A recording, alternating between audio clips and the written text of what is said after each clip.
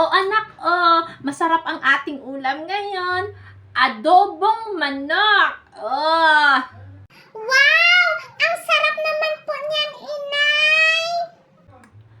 Di ba minsan na tayo nakakatikim ng ganyan? O sige na, mag-pray ka na para makastart na tayong kumain. Bless this food, Lord God! Amen! Amen! O sige na, kakain na tayo. Tao po!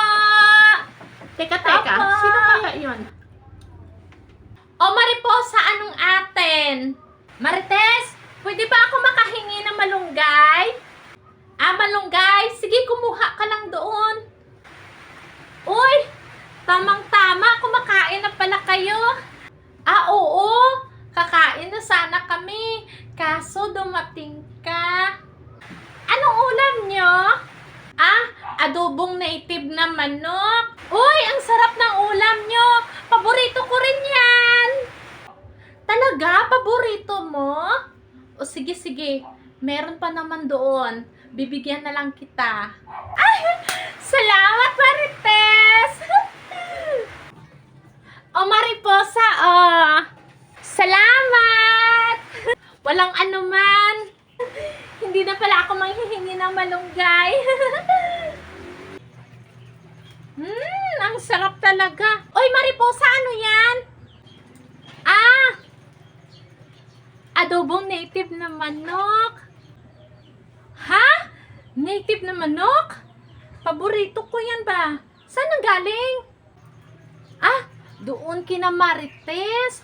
Pumunta ako doon. Hihingi sana ako ng malunggay.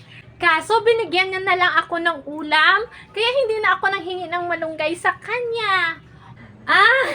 Sige.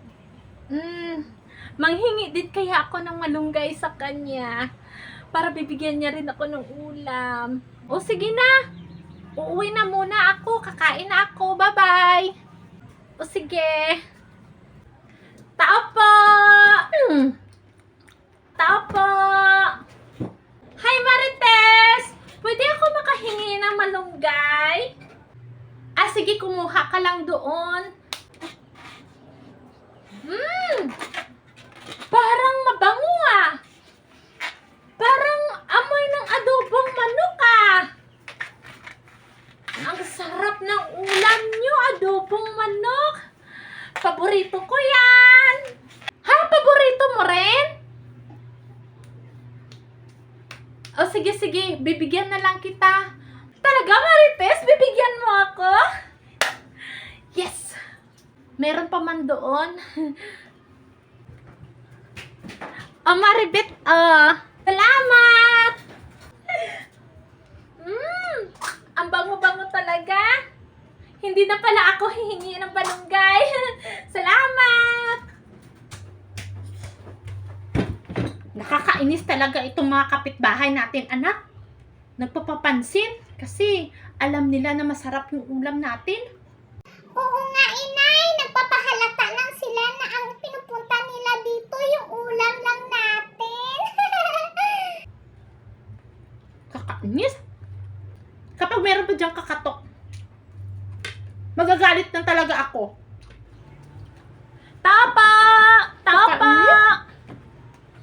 Hala, inay. Andyan naman sila.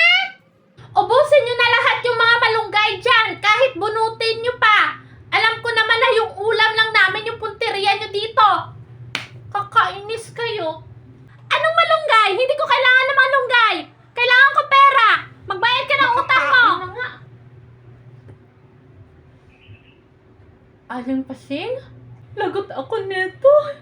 Yung utang ko. Hi, Aling Pasing. Marites! Kailan ka magbabayad ng utang mo? Kailangan ko ng pera. Aling Pasing, pwede bang sa susunod ko na lang na linggo babayaran ang utang ko? Kasi hindi pa nakasahod si Mister. Ay, hindi pwede. Kailangan ko ng bayad ngayon. Ilang beses na ako pabalik-balik dito, hindi ka nagbabayad. Sige naman, Aling Pasing. Promise, sa susunod na linggo, babayaran ko na talaga yung utang ko. Ay, hindi pwede. Kailangan ko ng bayad ngayon. Aling Pasing, gusto mo ng ulam? Masarap ang ulam ko. Adobong native na manok. Ha? Adobong native na manok?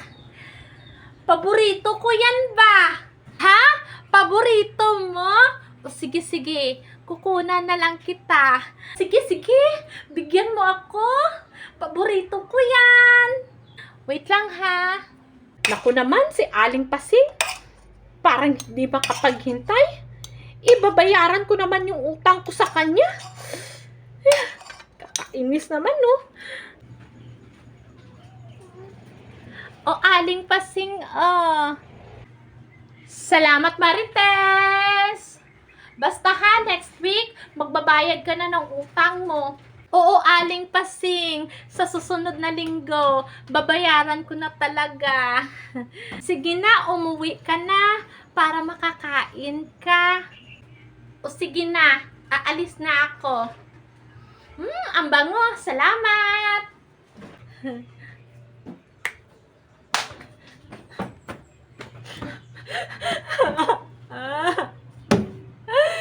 Wala na kaming ulam.